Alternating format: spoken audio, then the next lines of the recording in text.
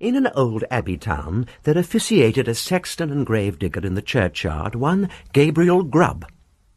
It by no means follows that because a man is a sexton, and constantly surrounded by the emblems of mortality, therefore he should be a morose and melancholy man.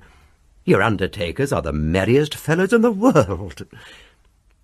Gabriel Grubb was an ill-conditioned, cross-grained, surly fellow, a morose and lonely man, who consorted with nobody but himself and an old wicker bottle which fitted into his large, deep waistcoat pocket, and who eyed each merry face as it passed him by with such a deep scowl of malice and ill-humour as it was difficult to meet without feeling something the worse for.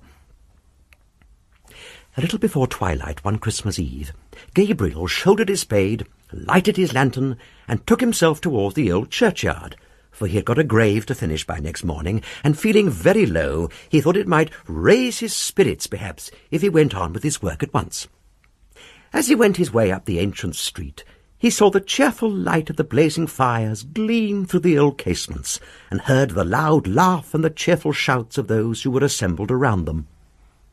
As Gabriel walked on, a small boy who was hurrying along to join one of the little parties in the old street, and who, partly to keep himself company and partly to prepare himself for the occasion, was shouting out a song at the highest pitch of his lungs.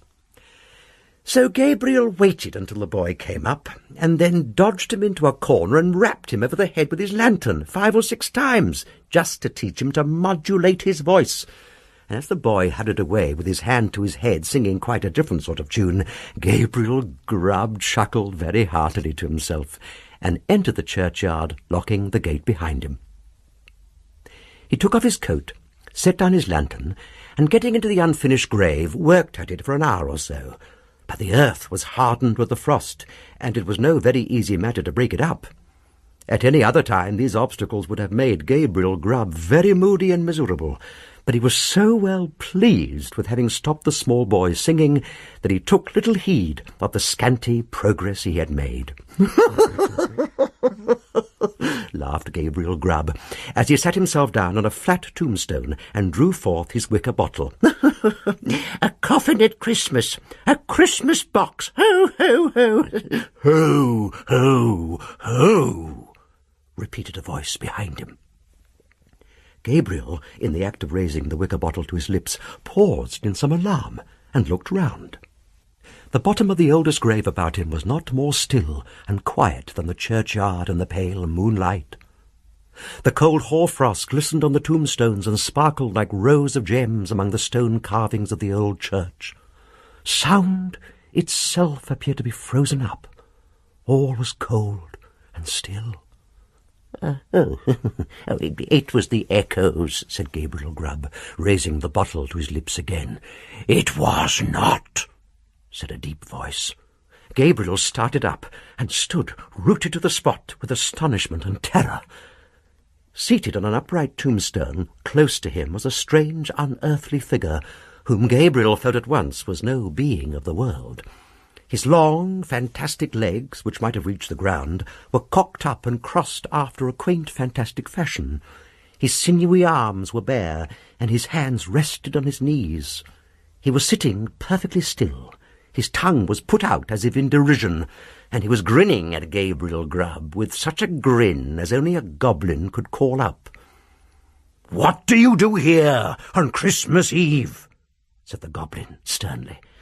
I came to dig a grave, sir," stammered Gabriel Grubb. "What have you got in that bottle?" said the goblin. "Hollands, sir," replied the sexton, trembling more than ever. "Who drinks Hollands alone and in a churchyard on such a night as this?" "Gabriel Grubb! Gabriel Grubb! Gabriel Grubb!" screamed a chorus of wild voices. The goblin leered maliciously at the terrified sexton. Gabriel gasped for breath. I think I'll go back and finish my work, sir, if you please." "Work? What work?" "The grave, sir. Making the grave." "Oh, the grave, eh? Who makes graves at a time when all other men are merry, and takes a pleasure in it? Again the mysterious voices replied, "Gabriel Grubb! Gabriel Grubb! Gabriel Grubb!" "I'm afraid my friends want you, Gabriel." "Well, I don't think they can, sir. They don't know me, sir." "Oh, yes, they do. We know the man with the sulky face and the grim scowl that came down the street tonight. We know the man who struck the boy in the envious malice of his heart, because the boy could be merry and he could not." The goblin gave a loud, shrill laugh. I am afraid I must leave you, sir," said the sexton, making an effort to move. "Leave us? Gabriel Grubb going to leave us?" As the goblin laughed, the sexton observed for one instant a brilliant illumination within the windows of the church, as if the whole building were lighted up. It disappeared. The organ pealed forth a lively air, and whole troops of goblins poured into the churchyard and began playing at leapfrog with the tombstones, never stopping for an instant to take breath. The sexton's brain whirled round with the rapidity of the motion he beheld, and his legs reeled beneath him as the spirits flew before his eyes, when the Goblin King, suddenly darting towards him, laid his hand upon his collar and sank with him through the earth. When Gabriel Grubb had had time to fetch his breath, he found himself in what appeared to be a large cavern, surrounded on all sides by crowds of goblins, ugly and grim. "Cold tonight," said the king of the goblins. "Very cold. A glass of something warm here." At this command, half a dozen officious goblins with a perpetual smile upon their faces hastily disappeared, and presently returned with a goblet of liquid fire, which they presented to the king. "Ah!" cried the goblin, whose cheeks and throat were transparent as he tossed down the flame. "This warms one indeed. Bring a bumper of the same for Mr. Grubb." It was in vain for the unfortunate sexton to protest that he was not in the habit of taking anything warm at night, when one of the goblins held him while another poured the blazing liquid down his throat. The whole assembly screeched with laughter as he coughed and choked and wiped away the tears which gushed plentifully from his eyes after swallowing the burning draught. "And now," said the king, "show the man of misery and gloom a few of the pictures from our great storehouse."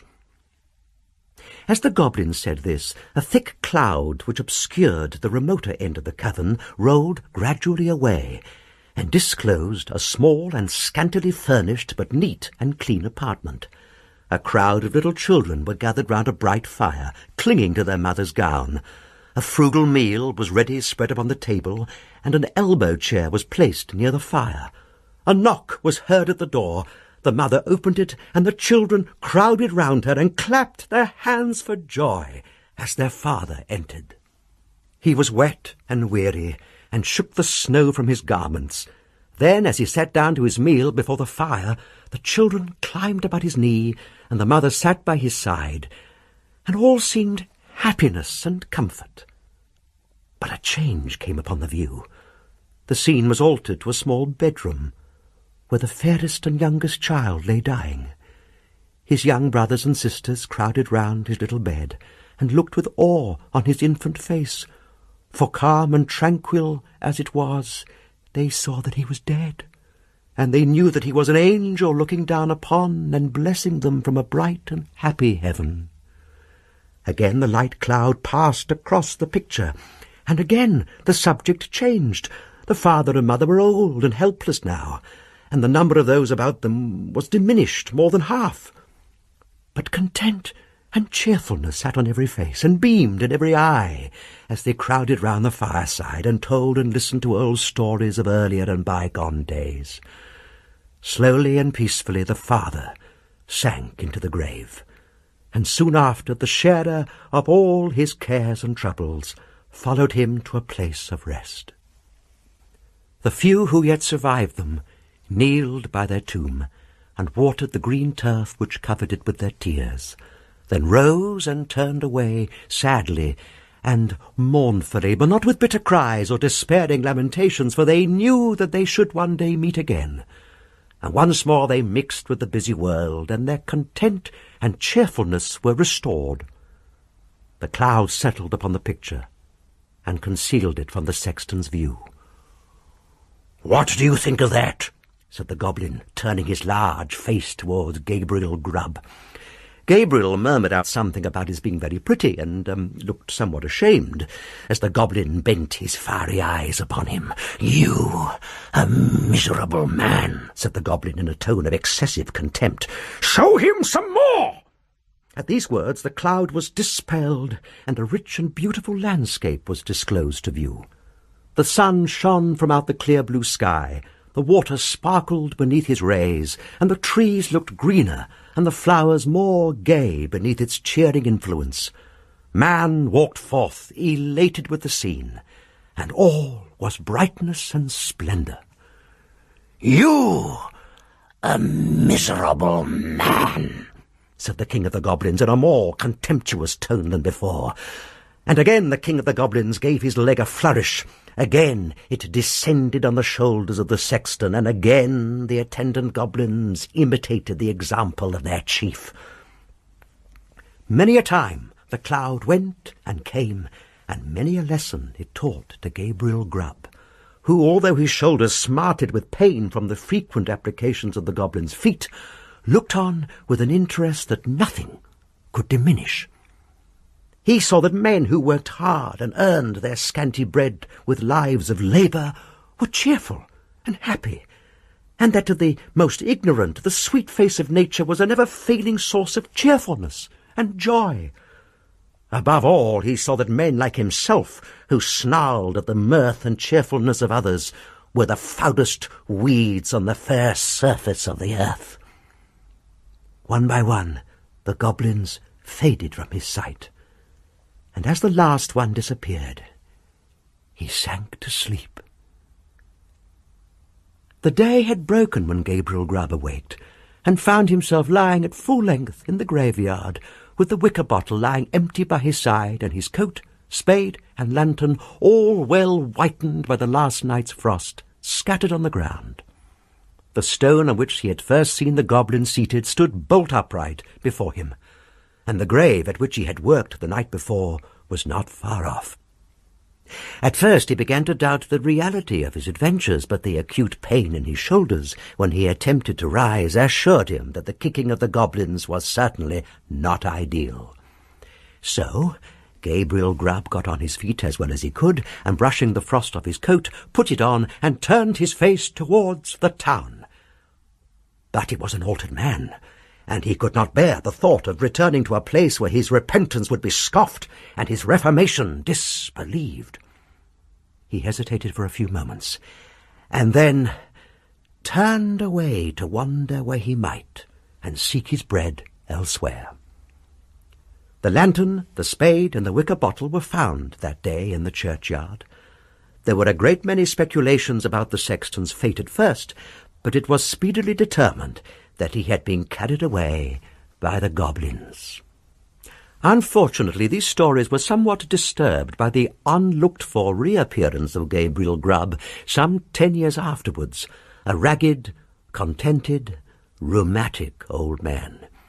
He told his story to the clergyman and also to the mayor, and in course of time it began to be received as a matter of history, in which form it has continued down to this very day. And be the matter how it may, as Gabriel Grubb was afflicted with rheumatism to the end of his days, this story has at least one moral, if it teach no better one, and that is that if a man turns sulky and drink by himself at Christmas time, he may make up his mind to be not a bit the better for it.